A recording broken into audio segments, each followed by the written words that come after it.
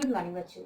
आज मैं आप लोगों को आपकी ग्रामर से शब्द निर्माण चैप्टर कराने जा रही हूँ। शब्द निर्माण यानी शब्द बनाना, नए शब्दों का निर्माण करना, है ना। आइए एक उदाहरण के द्वारा इसको समझने का प्रयास करें। मैंने आपको बोर्ड पर लिखा है लड़का, डंडा, कुत्ता और मार। ये शब्द है, ठीक है।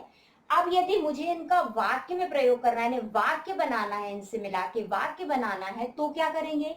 लड़का, डंडा, कुत्ता, मार। ये सार्थक वाक्य नहीं हुआ, ठीक है। ये कैसा वाक्य नहीं हुआ? सार्थक वाक्य नहीं हुआ।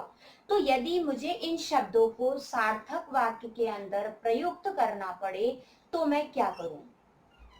तो हम इस तरह से इसको बनाने का प्रयास करेंगे। लड़का यानी लड़का यानी लड़के ने कर देंगे, लड़के ने डंडे से कुत्ते को मारा। तो मैंने इसे सार्थक वाक्य में प्रयुक्त करने के लिए क्या किया? मैंने सार्थक वाक्य में प्रयुक्त करने के लिए इनको चेंज किया, ठीक है। अब मैंने जब इनको चेंज किया तो ये सार्थक वाक्य में प्रयुक्त हो गए, यानी इनसे मिला के सार्थक वाक्य बन गया। तो इसी तरह से हमें शब्दों को बदल के जब हम उसमें प्रयुक्त करते हैं तो वह शब्द रूप बन जाता है, शब्द का शब्द रूप बन जाता है। तो हमारे उसमें हिंदी में ग्रामर में शब्द रूप बनाने के 3 तरीके हैं, 3 प्रकार से, 3 तरह से प्रक्रिया होती है शब्द निर्माण की, ठीक है। उपसर्ग के द्वारा, प्रत्यय के द्वारा और समास के द्वारा। आप आज की क्लास में मैं आप लोगों को उपसर्ग समझाने वाली हूँ, ठीक है। उपसर्ग क्या होता है? उपसर्ग ऐसे शब्द हैं, शब्दांश हैं जो शब्द के पहले जुड़कर उसे नया अर्थ देते हैं या उसका अर्थ परिवर्तित कर देते हैं। मतलब उपसर्ग जो शब्दांश शब्द के पहले जुड़कर या शुरू में जुड़कर उसका अर्थ बदल देते हैं या नया अर्थ देते हैं, परिवर्तित करते हैं, वह उपसर्ग कहलाते हैं। जैसे गुण, ठीक है। गुण के आगे मैंने जब अव जोड़ दिया तो वह क्या बन गया? अवगुण बन गया, है ना। तो अवगुण हो गया वो, यानी ये इसका गुण का अर्थ ही बदल गया, यहाँ पर नया अर्थ बन गया अवगुण। तो हमारे उसमें ग्रामर में उपसर्ग जो है वो 5 प्रकार से, 5 तरह से आते हैं या 5 तरह के होते हैं जिनके द्वारा शब्दों का निर्माण होता है। जैसे पहला है आपका हिंदी के द्वारा, यानी हिंदी से उपसर्ग या हिंदी के उपसर्ग। दूसरा है आपका संस्कृत से। तीसरा है संस्कृत शब्द तो है जो लेकिन हिंदी के उसमें प्रयुक्त किए जाते हैं, वह शब्द, शब्दांश। और चौथा है आपका कौन से? अंग्रेजी के। और 5वां है उर्दू से आए। तो इस तरह से इनके द्वारा उपसर्ग, इन उपसर्गों के द्वारा शब्दों का निर्माण होता है। आइए मैं इनको अलग अलग तरह से आपको समझाती हूँ, ठीक है। ठीक है बच्चों, तो अब आप देखिए संस्कृत के उपसर्ग। ये संस्कृत के उपसर्ग दिए हुए हैं, इनके अर्थ हैं और उनसे बने हुए शब्द हैं।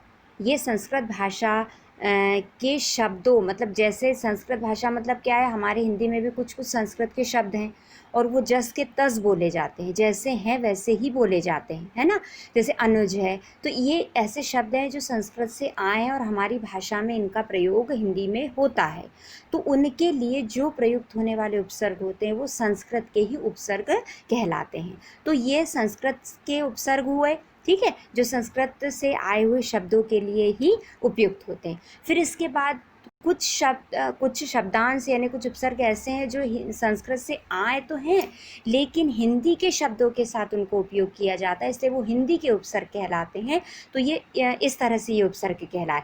इसके बाद आते हैं आपको तीसरे नंबर वाले हिंदी के उपसर्ग। ये टोटली हिंदी के शब्द, मतलब हिंदी भाषा के शब्दों के लिए प्रयुक्त होने वाले उपसर्ग होते हैं, इसलिए इसको हिंदी के उपसर्ग कहते हैं।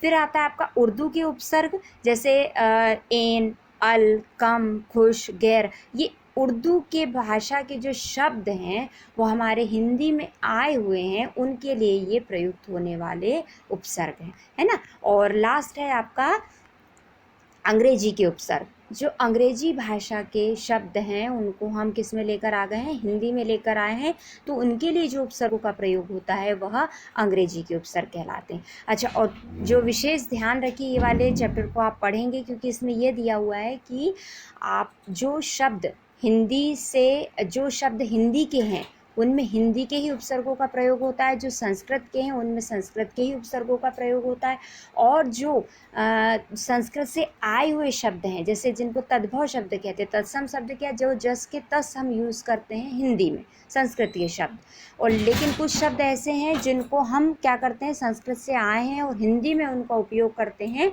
तो वो क्या कहलाते हैं, आपके तद्भव कहलाते हैं। तो वो उन शब्दों के लिए हम हिंदी के मतलब उनका उपयोग करते हैं, हिंदी के या संस्कृत के, मतलब कहने का है कि जो संस्कृत के हैं उनके लिए संस्कृत का उपयोग, हिंदी के हैं तो उनके लिए हिंदी का उपयोग, तो इस तरह से उनका उपयोग किया जाता है। ठीक है, तो ये आपके हो गए हिंदी और अंग्रेजी के शब्दों का, मतलब हिंदी और अंग्रेजी के या उर्दू के या संस्कृत से आए हुए जो शब्द हैं जो हम हिंदी में उपयोग करते हैं उनके लिए जो लगाए जाने वाले उपसर्ग हैं उनकी जानकारी। ठीक है, आप इसके कुछ नोट्स हैं जो आप अपनी कॉपी में लिखेंगे और इसका बुक वर्क जो है वो आप बुक में ही पूरा हल करेंगे।